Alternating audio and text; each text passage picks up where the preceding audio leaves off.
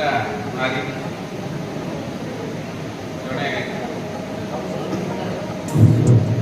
ଜଣେ ଡାକ୍ତରକୁ ମହିଳା ଡାକ୍ତରକୁ ଅତି ତୀକ୍ଷ୍ଣ ଭାବରେ ପରିଶ୍ରମ କରି ହତ୍ୟା କରାଯାଇଥିଲା। ତାଙ୍କ ସ୍ମୃତି ଉଦ୍ଦେଶ୍ୟରେ ମୁଁ ଏ କବିତା ରଚନା କରିଛି।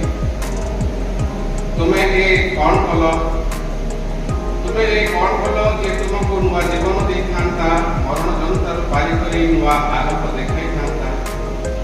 ତୁମେ ତାକୁ ସାକ୍ଷାତ କଲ, ତୁମେ ତାକୁ ସାକ୍ଷାତ କଲ, ନିଜ କୁଚିତ କାମନା ଚରିତାର୍ଥ କରି ସେ ବିରୁଦ୍ଧତାର ପ୍ରାଣ ବିନାଶ କଲ। ସତରେ ସତରେ ତୁମ ହାତ ଧରିଲେନି କି ଥରେ, ସତରେ ତୁମ ହାତ ଧରିଲେନି କି ଥରେ, ସେ ଭଲ ପାଠ ପଢ଼ି କରିଦେଲା କି ପାପ।